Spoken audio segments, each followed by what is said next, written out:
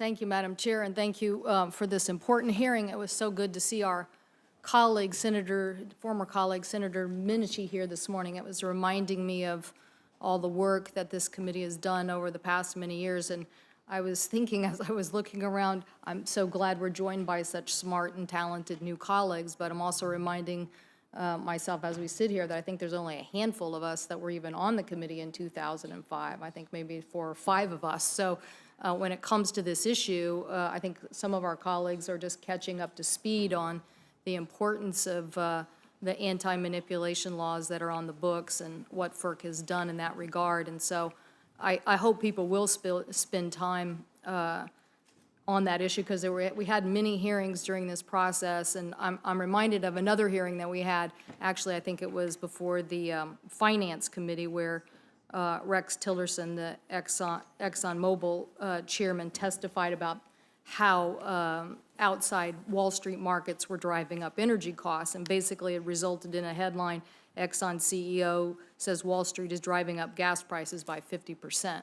So while people don't remember those days or remember all the enforcement that now come into these energy markets, and if we want to have a hearing about whether our manipulation laws are hitting the mark, don't go far enough, we should have that hearing. I don't think that's about Mr. Bay as much as it's about whether Wall Street has really been policed in the efficient ways to not drive up artificially the cost of energy markets. And I think energy markets are the lifeblood of any economy, and if we don't police them properly, then we are going to police ourselves out of economic development. So I wanted to, if I could, Ms. LaFleur, we've had all this discussion here. I think you said it best when you said, FERC's job is about the, interstate transmission lines, correct? Yes. And applying just and reasonable rates, correct? Yes. So I think some of my colleagues think that somehow you or Mr. Bay are going to decide in some individual state what generation is going to come online. That's the state to decide, correct? That's correct. As you know, under the Federal Power Act, that's left to the states. So whether it's coal or nuclear power or what have you, the state decides that. You only decide whether it's a just and reasonable rate. That's essentially correct. The state definitely has the right to build build generation and decide what they want. Sometimes the rules of how much the generation gets paid in the market affects what gets built, but we don't cite generation or require generation to be built.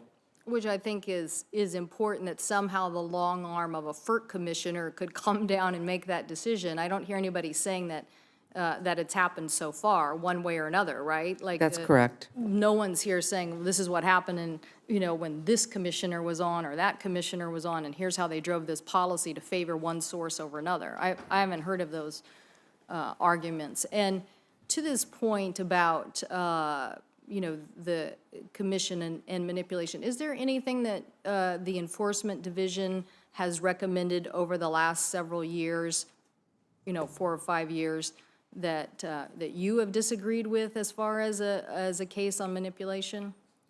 I mean, one that's been decided by the commission. I have not substantively dissented in any of the orders to show cause.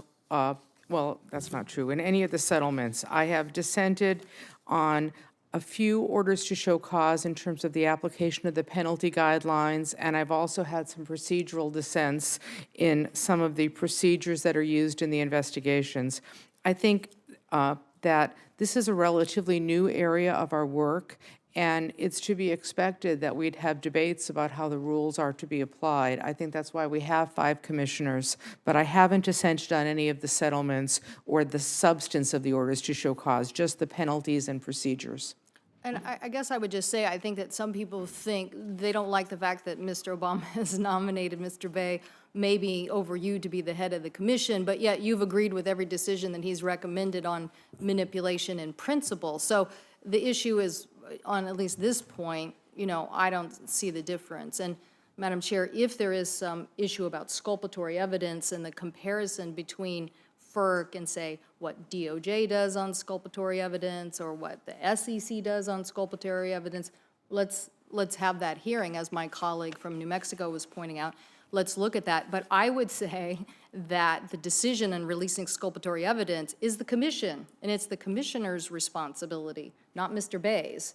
He's the staff member at this point. He's the staff member. They are the commissioners, they decide.